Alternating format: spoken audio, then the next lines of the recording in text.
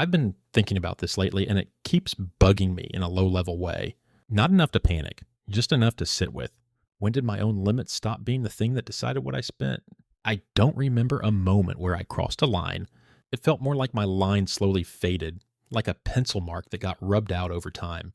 Somewhere along the way, I stopped asking myself what was okay and started letting situations answer for me. Rooms answered for me. Plans answered for me. The general vibe answered for me. And none of it felt reckless. It felt cooperative. Easy, like I was being normal. I told myself I was flexible, not uptight about money. But now, looking back, I wonder if I was just tired of being the one who paused, the one who checked, the one who quietly opted out. Letting the room decide felt lighter in the moment. It meant I didn't have to explain myself. I didn't have to feel weird. And I didn't have to notice yet that something small was slipping away every time I went along without checking in. Restaurants were probably the first place this really settled in. You know that moment when everyone opens the menu and somehow nobody looks at prices? It's not said out loud, it's just understood. I remember sitting there, scanning descriptions instead of numbers matching the energy of the table. Appetizers show up because that's what we do. Drinks follow because no one wants to be the first person not ordering one. Another round happens because glasses are empty, not because anyone asked if we wanted it. I'd tell myself it was just dinner, a normal night. But I noticed later how often I didn't even ask myself if I wanted to spend that money. I wanted the night to stay smooth. I wanted to stay in sync. Checking prices felt like introducing friction into a room that was flowing just fine without me. So I'd nod. I'd smile. I'd split the bill evenly even when I ordered less because that's what decent people do.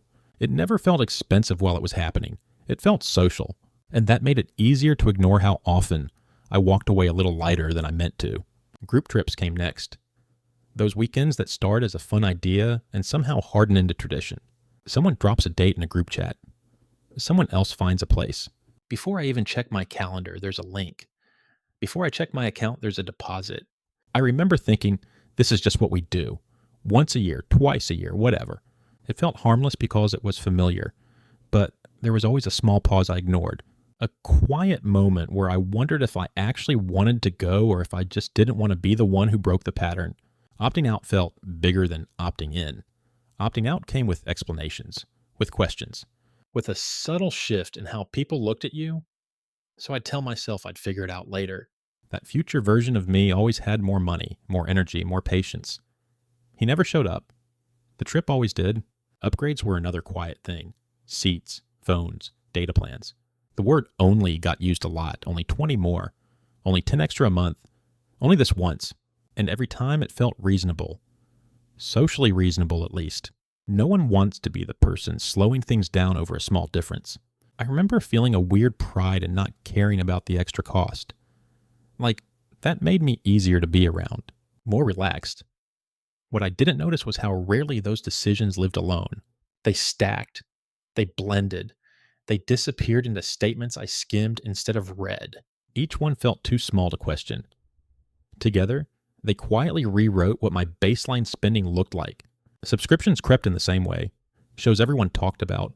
Apps everyone used. Music storage, little tools that promised to make life smoother. At first, they felt like shared culture. Something you had to have to stay in the conversation.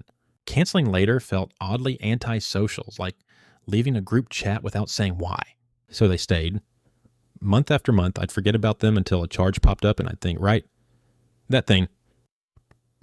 It wasn't that the money hurt in one big way.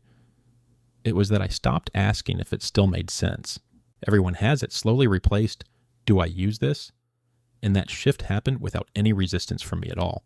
Workdays brought their own version of this. Coffee runs, lunches out, quick orders because it was easier than thinking. I told myself it was about convenience, but it was also about not wanting to be the person who complicated things. Saying no felt heavier than spending $15.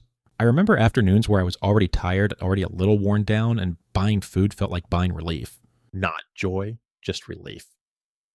Looking back, I see how often I paid to avoid slowing down long enough to notice how drained I was. Those costs never felt like splurges, they felt like maintenance. Gifts added another layer. Birthdays, weddings, baby showers. The suggested amount slowly became the default. It wasn't written anywhere, but everyone seemed to know. I wanted to be generous. I also didn't want to stand out in the wrong direction, so I gave what felt expected even when it stretched me. There was a low hum of guilt underneath it, not for spending, but for noticing the strain at all. Like, acknowledging it made me smaller somehow.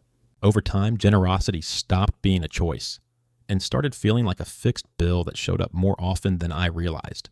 Clothes were their own quiet expense, not fashion in a fun way, just blending in. Work environments, events, situations where you didn't want to be remembered for the wrong reason.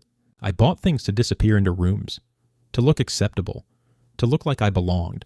My closet filled up with items that did their job but never felt like me. Each purchase made sense on its own.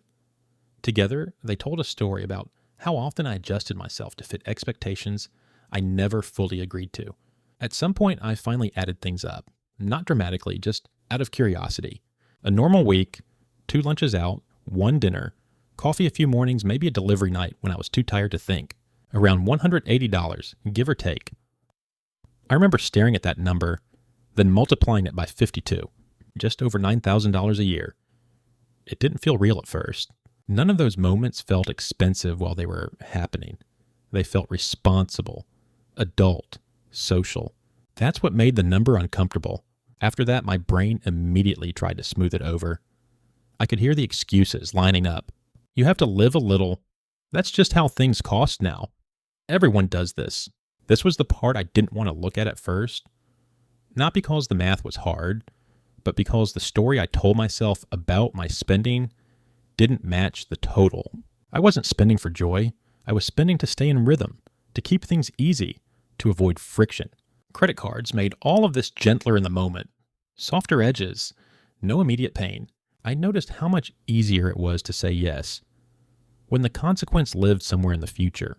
I wasn't reckless with them, that's the thing. I was calm, controlled, balanced, I thought. Balances rose quietly without alarms. I'll deal with it later. Became a way of moving through life instead of a temporary plan. Even the small stuff added up. Gas, parking, tolls, the cost of just being somewhere. I paid a lot of money to show up places I didn't fully choose. Not because I hated them, just because I never stopped to ask. Saying no would have been cheaper, sure, but it would have felt heavier. Socially heavier. Emotionally heavier. So I paid instead. I used to tell myself I'd earn more later. That future version of me again, the one with breathing room. I leaned on that idea more than I realized. Optimism turned into a spending strategy without me ever calling it that. Sometimes it worked, sometimes it didn't. Either way, the habit stayed. Shared living decisions carried the same weight. Rent choices influenced by other people's comfort. Spaces that made sense collectively but strained me privately. I told myself it was fine, that it was temporary, that this was just adulthood. I didn't feel trapped right away. That feeling came later, once the numbers stopped lining up with the story. What really stuck with me was how fast normal moved. Prices went up, expectations shifted. My limits never got a chance to speak. I let social cues do that job for me. And social cues are terrible with money. They don't feel consequences. There were moments I almost spoke up, almost opted out, almost said, I'm good this time. Exhaustion usually won. Conformity felt like rest. Not because it was right, but because it was easy. None of this felt dangerous while it was happening. That's what makes it unsettling now. Slow leaks are polite. They don't announce themselves. They don't cause scenes. They just quietly drain you while everything looks fine on the surface. I ran another small number once. Just $25 a day in extra stuff. Normal stuff. Coffee, food, convenience. That's over $9,000 a year. Over 10 years, more than $90,000. The number wasn't shocking because it was big. It was shocking because it came from things that never felt like decisions. I eventually realized no one else was supposed to protect my limits. That responsibility never belonged to the room, or the group, or the plan. Seeing that didn't fix anything instantly. It just made things clearer. And clarity is heavier than ignorance, at least at first. I still remember checking my account one night and seeing I was down $312 more than I expected. Not from one mistake, from a dozen normal ones.